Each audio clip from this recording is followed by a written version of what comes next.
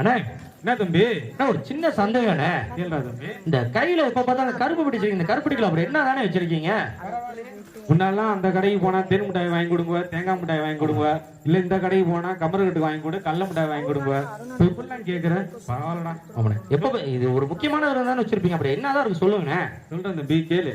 நீ நினைக்கிற மாதிரி இது கருப்பு பெட்டி இல்ல தம்பி, இதுதான் பரிசுத்த வேதாகமம். இதுல என்ன இருக்குன்னா, தேவனுடைய உண்மையான வார்த்தை அடங்கி இருக்கு. அது மாத்திரம் இல்ல, ஆதியில் தேவன் வானத்தையும் பூமியை எப்படி படைச்சாருங்கிறது எழுதியிருக்கு.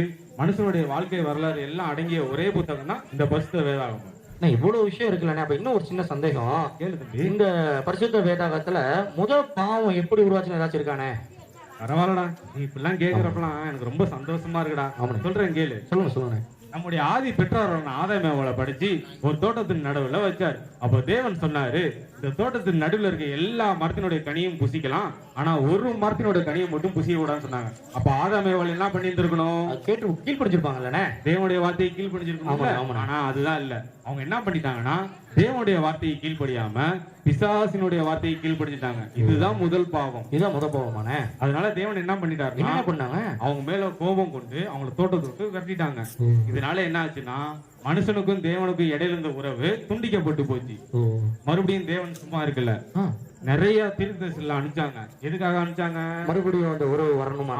மறுபடியும் தேவனுக்கும் மனுஷனுக்கும் இடையில உறவு நீடிக்கணும், புதுப்பிக்கணும் அப்படின்னு சொல்லிட்டு. ஆனா அவங்களையும் கொலை செஞ்சுட்டாங்க. எல்லா தீர்க்கதரிசிகளையும். தேவன் மறுபடியும் சும்மா இல்ல, தன்னுடைய ஒரே குமாரனான இயேசு கிறிஸ்து இந்த பூமிக்கு அனுப்பினார்.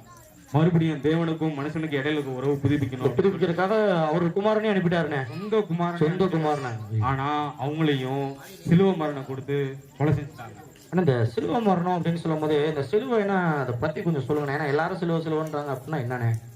அதுதான் தம்பி, நீ நினைக்கிற மாதிரி சிலுவை சாதா சிலுவை இல்ல. அந்த சிலுவையோட வெயிட் எவ்வளவு தெரியுமா? 150 கிலோ.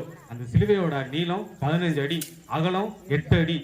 அது மாத்திரம் இல்ல, இவ்வளவு எடை கொண்ட சிலுவையை தூக்கிட்டு போகும்போது சாதாரணமா போல, அங்க இருந்த போர்ச்சவர்கள் ஈட்டியினால குத்தி சாட்டையினால அடிச்சு கொண்டு போனாங்க.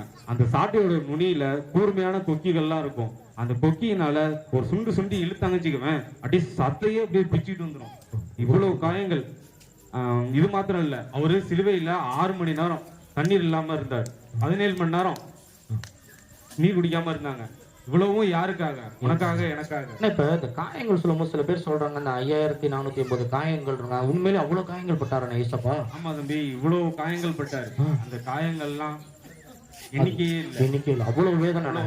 நான் கூட நினைச்சேன், இந்த இவ்வளவு பாடுகள் அப்படின்னா சிலுவை தூக்கிட்டு போயிருப்பாங்க. நீங்க சொன்னீங்க பாருங்க, 150 கிலோ எடை, இதெல்லாம் ஆண்டு தூக்கிட்டு போனா, அது நினைக்கும் போதே இப்ப எனக்காக, உங்களுக்காக, இங்க இருக்கிறவங்களுக்காக, அவங்களுடைய பாவங்கள் எல்லாம் போக்கி பரிசுத்தமாக்குறதுக்காக இவ்வளவு பாடுகள் பாருங்க. நினைக்கும் போதே, கேட்கும் போதே இருதையெல்லாம் கலங்குது. கலங்காத கண்கள்லாம் கலங்குதுண்ணே, அந்த கல்வாரி நாயகர் நினைக்கும் பொழுதுண்ணே.